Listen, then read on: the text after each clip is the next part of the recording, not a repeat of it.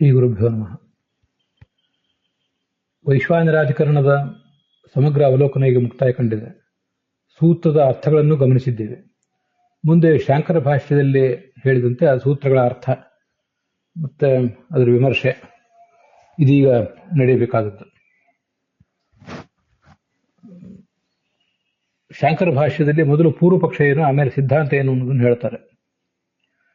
ಛಾಂದೋಗ್ಯದಲ್ಲಿ ವೈಶ್ವಾನರ ಅಥವಾ ಜಾಠರಾಗ್ನಿ, ಅಲ್ಲಿ ಯಾರು ಛಾಂದೋಗ್ಯದಲ್ಲಿ ವೈಶ್ವಾನರ ಅಂತ ಅಥವಾ ಜಾಠರಾಗ್ನಿ ಅಂತ ಬರ್ತಾನೆ, ಇವ್ರಿಗೆ ಅಥವಾ ಭೂತ ಪಂಚಮಹಾಭೂತಗಳಲ್ಲಿ ಬಂದಿರುವಂತಹ ಒಂದು ಅಗ್ನಿ ಅಥವಾ ಅಗ್ನಿದೇವತೆ, ಈ ಮೂವರಿಗೂ ಕೂಡ ವೈಶ್ವಾನರ ಅನ್ನೋ ಶಬ್ದದ ಪ್ರಯೋಗ ಇದೆ. ಅಲ್ಲಿ ವೈಶ್ವಾನರ ಮತ್ತು ವೈಶ್ವಾನರ ಅಂತ ಒಂದು, ಜಾಠರಾಗ್ನಿ ಅಥವಾ ಭೂತಾಗ್ನಿ ಅಂತ ಇನ್ನೊಂದು, ಅಗ್ನಿದೇವತೆ ಅಂತ ಮತ್ತೊಂದು. ಈ ಮೂವರಿಗೂ ಅಂತ ಅವ್ರ ತಾತ್ಪರ್ಯ. ನಮ್ಮ ಹೊಟ್ಟೆಯಲ್ಲಿರುವಂತಹ ಅಗ್ನಿ ಅಥವಾ ಅದೇ ಪಂಚಮಹಾಭೂತಗಳಲ್ಲಿ ಸೇರಿದ ಒಂದು ಅಗ್ನಿ, ಇದನ್ನು ಒಂದೊಂದು ಪರಿಗಣನೆ ಮಾಡಿದ್ದಾರೆ. ಅಗ್ನಿಯನ್ನು ಒಬ್ಬನ ದೇವತೆ, ವೈಶ್ವಾನರ ಅಂತ ಇನ್ನೊಬ್ಬ ಯಾರೋ ಇದ್ದಾನೆ, ಅವನು ಯಾರೋ ಒಬ್ಬ ವ್ಯಕ್ತಿ ಅಂತೂ ಈ ಮೂವರಿಗೂ ವೈದಿಕ ಸಾಹಿತ್ಯದಲ್ಲಿ ವೈಶ್ವಾನರ ಅನ್ನೋ ಶಬ್ದ ಪ್ರಯೋಗ ಇದೆ. ಆರಂಭದಲ್ಲಿ ಕೋನ ಆತ್ಮ ಕಿಂ ಬ್ರಹ್ಮ ಅಂತ ಹೀಗೆ ಪ್ರಕರಣ ಪ್ರಾರಂಭ ಕಂಡಿದೆ. ಅಲ್ಲಿ ಆತ್ಮ ಶಬ್ದ ಬಂದಿದೆ. ಆದ್ದರಿಂದ ಜೀವ ಅಥವಾ ಪರಬ್ರಹ್ಮ ಅವರೂ ಕೂಡ ವೈಶ್ವಾನರ ಆಗಬಹುದು. ಯಾಕೆಂದ್ರೆ ಆತ್ಮ ಅನ್ನೋ ಶಬ್ದ ಜೀವ ಅಥವಾ ಪರಬ್ರಹ್ಮನನ್ನು ಹೇಳುತ್ತದೆ.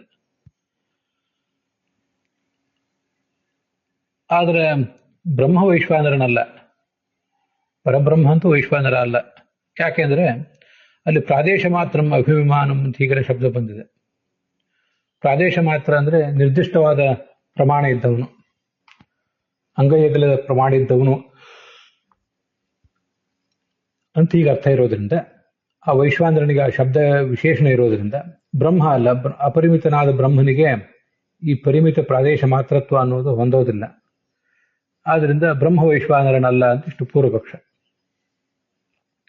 ಅದಕ್ಕೆ ಸಿದ್ಧಾಂತ, ಈ ವೈಶ್ವಾನರ ಮತ್ತು ಆತ್ಮಶಬ್ದ ಇವೆಲ್ಲ ಸಾಧಾರಣ ಇರಬಹುದು ನೀವು ಪೂರ್ವಪಕ್ಷದವರು ತಿಳ್ಕೊಂಡಂತೆ. ಆದ್ರೆ ಮುಂದೆ ಮೂರ್ಧೈವ ಸುತೇಜಾಹ ಅಂತ ಹೀಗೆಲ್ಲ ಬಂದಿದೆ. ಅಲ್ಲಿ ಆ ವೈಶ್ವಾನರನಿಗೆ ಜೀವನಿಗೆ ಇಲ್ಲದೇ ಇರುವಂತ ಕೆಲವು ವಿಶೇಷಣಗಳನ್ನು ಹೇಳಿದ್ದಾರೆ. ಅವನ ತಲೆಯೇ ಮೂರ್ಧ, ಚಕ್ಷು ವಿಶ್ವರೂಪ ಅಂತ ಹೀಗೆಲ್ಲ ಬಂದಿದೆ. ಇದು ಎಲ್ಲ ಛಾಂದೋಗ್ಯದ್ದೆ. ಜೀವನಿಗೆ ಇಲ್ಲದೇ ಇರುವ ವಿಶೇಷಣಗಳನ್ನ ಅವನಿಗೆ ಹೇಳಿರೋದ್ರಿಂದ ಅದು ಬ್ರಹ್ಮವೇ ಆಗಬೇಕು. ಬ್ರಹ್ಮ ವಸ್ತುತಃ ನಿರ್ಧರ್ಮಕ, ಅವನಿಗೆ ಚಕ್ಷುಸ್ಸು ಇತ್ಯಾದಿ ಅಂಗಾಂಗಗಳೂ ಇಲ್ಲ, ಅವನು ನಿರಾಕಾರ, ಹಾಗೆ ನಿರ್ಧರ್ಮಕ. ಹೌದು, ಆದರೆ ಕಾಲ್ಪನಿಕ ರೂಪ ವಿಶೇಷಗಳು ಅವನಿಗೆ ಬರಬಹುದು. ಅಂದ್ರೆ ಅವನೇ ಸಗುಣ ಬ್ರಹ್ಮ ಆಗ್ತಾನೆ ಅಂತ ಅರ್ಥ. ನಿರ್ಗುಣ ಬ್ರಹ್ಮ ನಿರಾಕಾರ ಅನ್ನೋದು ಹೌದು, ಆದರೆ ಸಗುಣ ಬ್ರಹ್ಮನಿಗೆ ಗುಣಗಳು ಬರ್ತವೆ ಮತ್ತೆ ಆಕಾರನೂ ಅವನಿಗೆ ಬರಬಹುದು. ನಾವೆಲ್ಲ ಆರಂಭದ ಹಂತದಲ್ಲಿದ್ದವರು ನಿರ್ಗುಣ ಬ್ರಹ್ಮವನ್ನ ಉಪಾಸಿಸಿ ಸಾಕ್ಷಾತ್ಕರಿಸಿಕೊಳ್ಳಿಕ್ಕೆ ಅಸಮರ್ಥರಾಗಿರೋದ್ರಿಂದ ನಮಗೆ ಸಗುಣ ಬ್ರಹ್ಮದ ಉಪಾಸನೆಯೇ ಬೇಕಾಗ್ತದೆ. ಆದ್ರಿಂದ ಕಾಲ್ಪನಿಕ ರೂಪ ವಿಶೇಷಗಳಿಂದ ಅವನನ್ನು ನಾವು ಧ್ಯಾನ ಮಾಡಬೇಕು. ಅದನ್ನೇ ಅವರ ಶಾಸ್ತ್ರದಲ್ಲಿ ಹೇಳಿದ್ದಾರೆ. ನಿರ್ವಿಶೇಷಂ ಪರಂ ಬ್ರಹ್ಮ ಸಾಕ್ಷಾತ್ಕರ್ತು ಮನೀಶ್ವರಾಹ ಯೇ ಮಂದಾಹ ತೇನು ಕಂಪ್ಯಂತೆ ಅಂತ. ಸವಿಶೇಷ ನಿರೂಪಣೆಗೆ ನಿರ್ವಿಶೇಷ ಪರಬ್ರಹ್ಮವನ್ನ ಸಾಕ್ಷಾತ್ಕರಿಸಿಕೊಳ್ಳಿಕ್ಕೆ ಅಸಮರ್ಥರಾದ ಜನ ಏನಿದ್ದಾರೆ ಅವರ ಮೇಲೆ ಕರುಣೆಯಿಂದ ಸಗುಣ ಬ್ರಹ್ಮನ ನಿರೂಪಣೆ ಮಾಡಿದ್ದಾರೆ. ಸುಗುಣ ಬ್ರಹ್ಮ ಸಾಕಾರನಾದ ಬ್ರಹ್ಮ, ಮಾಯಾಶಬಲನಾದ ಬ್ರಹ್ಮ ಅಂತ ಈ ಹಿಂದೆ ಬಂದಿತ್ತು. ಆದ್ರಿಂದ ಅವನನ್ನ, ಆ ಮಾಯಾಶಬಲನಾದ ಸಗುಣ ಬ್ರಹ್ಮನನ್ನ ಉಪಾಸಿಸಬೇಕಾಗ್ತದೆ. ಅದರಿಂದ ವಿರುದ್ಧ ಏನಲ್ಲ. ಅದರಿಂದ ಆ ಬ್ರಹ್ಮನೇ ಇಲ್ಲಿ ವೈಶ್ವಾನರನಾಗ್ತಾನೆ. ಅಲ್ಲಿ ಪ್ರಾದೇಶ ಮಾತ್ರಂ ಅಂತ ಒಂದು ಬಂದಿತ್ತು ಪೂರ್ವ ಪಕ್ಷದಲ್ಲಿ. ಪ್ರಾದೇಶ ಮಾತ್ರಂ ಅಂತ ಅವನಿಗೆ ವಿಶೇಷಣ ಕೊಟ್ಟಿದ್ದಾರೆ. ಅದು ಅಪರಿಚ್ಛಿನ್ನನಾದ ಬ್ರಹ್ಮನಿಗೆ ಬರೋದು ಹೇಗೆ ಅಂತ ಒಂದು ಪ್ರಶ್ನೆ ಇತ್ತು. ಪ್ರಾದೇಶ ಮಾತ್ರ ಅಂದ್ರೆ ಪರಿಚ್ಛಿನ್ನ, ಒಂದು ಮಿತಿ ಉಳ್ಳವನು ಅಂತ ಇತ್ತು. ಬ್ರಹ್ಮ ಮೂಲತಃ ಅಪರಿಚ್ಛಿನ್ನ ಅಂತ ಹೀಗೆ ಬಂದಿದೆ. ಅದು ಹೇಗೆ ಅಂತ ಅನ್ನೋದಕ್ಕೆ ಇಲ್ಲಿ ಸಿದ್ಧಾಂತದಲ್ಲಿ ಉತ್ತರ ಕೊಟ್ಟಿಲ್ಲ. ಆದರೂ ಶಾಂಕರ ಸಿದ್ಧಾಂತದ ಅಭಿಪ್ರಾಯ ನಾವು ಹೀಗೆ ತಿಳ್ಕೋಬಹುದು. ಮೂಲತಃ ಅಪರಿಚ್ಛಿನ್ನನೇ, ನಿರ್ಗುಣ ಬ್ರಹ್ಮ ನಿರಾಕಾರ ಬ್ರಹ್ಮ ಅವನ ಅಪರಿಚ್ಛಿನ್ನನೆ. ಆದರೆ ಸಗುಣ ಬ್ರಹ್ಮ ಯಾವುದೋ ಒಂದು ಅಳತೆಗೆ ಸೀಮಿತನಾಗಿ ನಮಗೆ ಕಂಡು ಬರ್ತಾನೆ. ಅವನ ಅವತಾರಗಳಲ್ಲೂ ಮತ್ತೆ ಯಾವುದೋ ಪ್ರಸಂಗಗಳಲ್ಲೂ ನಾವು ನೋಡಬಹುದು. ಅಥವಾ ನಮ್ಮ ಹೃದಯ ಕಮಲದಲ್ಲಿರ್ತಾನೆ. ಹೀಗೆಲ್ಲ ಇರೋದ್ರಿಂದ ಮೂಲತಃ ಅಪರಿಚ್ಛಿನ್ನನೇ ಆದ್ರೂ ನಮಗೆ ಧ್ಯಾನದಲ್ಲಿ ಪರಿಚ್ಛಿನ್ನನಾಗಿ ಕಾಣುತ್ತಾನೆ. ಮೂಲತಃ ನಿರ್ಗುಣನಾದರೂ ಸಗುಣನಾಗಿ ಹೇಗೆ ಕಾಣಿಸ್ತಾನ ಹಾಗೆ ಅಂತ ನಾವು ಅದನ್ನು ತಿಳ್ಕೋಬಹುದು. ಇದು ವೈಶ್ವಾನರ ಸಾಧಾರಣ ಶಬ್ದ ವಿಶೇಷ ಅನ್ನೋ ಸೂತ್ರದ ಪೂರ್ವ ಪಕ್ಷ ಮತ್ತು ಸಿದ್ಧಾಂತ, ಶಾಂಕರ ಭಾಷ್ಯಕ್ಕನುಸಾರವಾಗಿ. ಅದರ ನಂತರ ಸ್ಮರ್ಯಮಾಣಂ ಅನುಮಾನಂ ಸ್ಯಾತ್ ಅಂತ ಹೀಗೊಂದು ಸ್ಮೃತಿ ಇದೆ. ಯಾವುದೋ ಒಂದು ಪುರಾಣವೋ ಇಲ್ಲೋ. ಯಸ್ಯ ಅಗ್ನಿರಾಸ್ಯಂ ದೇವ್ರಮೂರ್ಧ ಖಂ ನಾಭಿಶ್ಚರಣಂ ಶರಣೌಕ್ಷಿತಿ ಸೂರ್ಯಶ್ಚಕ್ಷು ದಿಶಶ್ರೋತ್ರಂ ತಸ್ಮೈ ಲೋಕಾತ್ಮನೇ ನಮಃ ಅಂತ. ಯಾರಿಗೆ ಅಗ್ನಿಯೇ ಮುಖವೋ, ದ್ಯುಲೋಕ ಅವನ ತಲೆಯೋ, ಆಕಾಶ ಅವನ ನಾಭಿಯೋ, ಚರಣ ಭೂಮಿ ಅನ್ನೋದು ಅವನ ಪಾದವೋ, ಸೂರ್ಯ ಅವನಿಗೆ ಚಕ್ಷುರೇಂದ್ರಿಯವೋ, ದಿಕ್ಕುಗಳು ಆತನಿಗೆ ಶ್ರೋತ್ರವೋ ಅಂತ ಹೀಗೊಂದು ಶ್ಲೋಕ ಇದೆ. ಇದು ಎಲ್ಲಿದಂದು ನೆನಪಿಲ್ಲ. ಆದರೆ ಇಂಥ ವರ್ಣಗಣಗಳು ಭಾಗವತದಲ್ಲಿ ಅಲ್ಲಿ ಬರ್ತವೆ. ಅದರಿಂದ ಇದನ್ನ ನಾವು ಕೂಡ ನಿತ್ಯಾನುಸಂಧಾನದಲ್ಲಿ ಇಟ್ಕೊಳ್ಳಿಕ್ಕೆ ಅದು ಬೇಕು ಅಂತ ಶ್ಲೋಕವನ್ನು ಹೇಳಲಿಕ್ಕೆ ಏನು ತೊಂದರೆ ಇಲ್ಲ. ಹೀಗೆ ಸ್ಮೃತಿ ಇದೆ. ಇದರಲ್ಲಿ ಅಗ್ನಿ, ದ್ಯುಲೋಕ ಮೊದಲಾದವುಗಳನ್ನು ಬ್ರಹ್ಮನ ಅವಯವ ಅಂತ ವರ್ಣನೆ ಮಾಡಿದ್ದಾರೆ. ಸ್ಮೃತಿ ಅನ್ನೋದು ಶ್ರುತಿಗೆ ಜ್ಞಾಪಕ.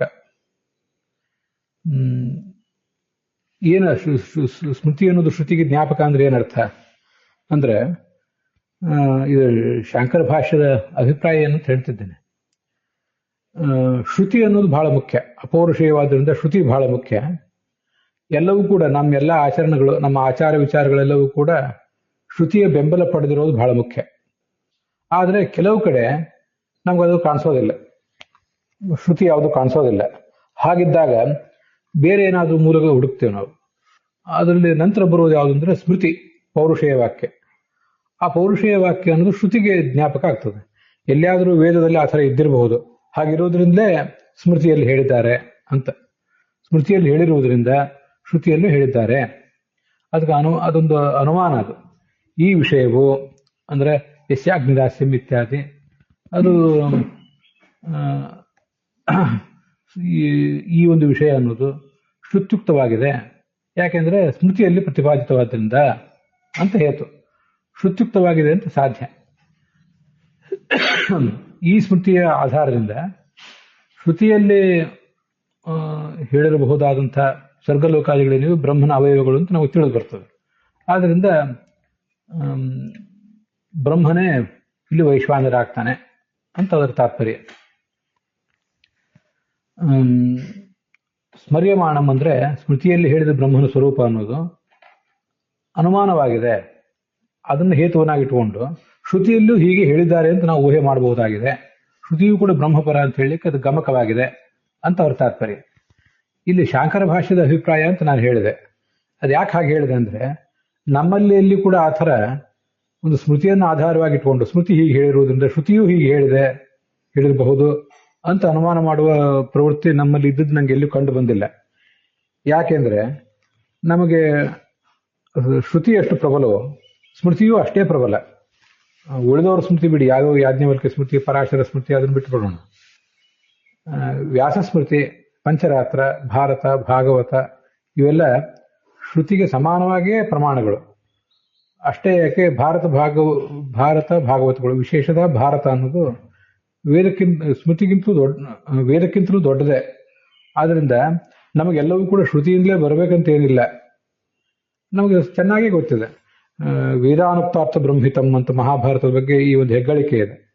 ವೇದದಲ್ಲಿ ಇಲ್ಲದೇ ಇರುವ ಶಬ್ದಗಳನ್ನು ಮಹಾಭಾರತವೆಂಬ ಸ್ಮೃತಿ ಹೇಳಿದೆ ಅಂತ ನಾವು ಒಪ್ತೇವೆ, ಅದನ್ನು ಸಂತೋಷದಿಂದ ಹೇಳ್ತೇವೆ. ಕೇವಲ ಈಶ್ವರ ದೃಷ್ಟಾರ್ಥಯುಕ್ತಾಂ, ಭಗವಂತನಿಗೆ ಮಾತ್ರ ಗೊತ್ತಿರುವ ವಿಷಯಗಳು ಅದರಲ್ಲಿದೆ, ವೇದದಲ್ಲಿಯೂ ಅದಿಲ್ಲ ಅಂತ. ಆದ್ರಿಂದ ಸ್ಮೃತಿಯಲ್ಲಿ ಬಂದಿದೆ ಅಂತ ಇಟ್ಕೊಂಡು ಹಾಗಾದ್ರೆ ವೇದದಲ್ಲೂ ಇರಬೇಕು ಅಂತ ನಾವು ಊಹೆ ಮಾಡ್ಲಿಕ್ಕೆ ಸಾಧ್ಯವೇ ಇಲ್ಲ. ನಮ್ಮಲ್ಲಿ ಅದು ಬಾಧಿತ. ಸ್ಮೃತಿ ಅಂದ್ರೆ ಮಹಾಭಾರತ, ಅಲ್ಲಿ ಬಂದಿರುವ ವಿಷಯಗಳೆಲ್ಲವೂ ಕೂಡ ವೇದದಲ್ಲಿ ಇರಬೇಕಾಗಿಲ್ಲ, ಇರುವುದೂ ಇಲ್ಲ. ಆದ್ರಿಂದ ಆ ಅಭಿಪ್ರಾಯ ಅಲ್ಲಿ ಅವರ ಅಭಿಪ್ರಾಯ ಅಂತ ನಾನು ಅದನ್ನು ಹೇಳಿದೆ ಅಷ್ಟೆ. ಅಲ್ಲಿಗೆ ಇವತ್ತಿನ ಈ ಭಾಗ ಸಮಾಪ್ತ ಆಗಿದೆ.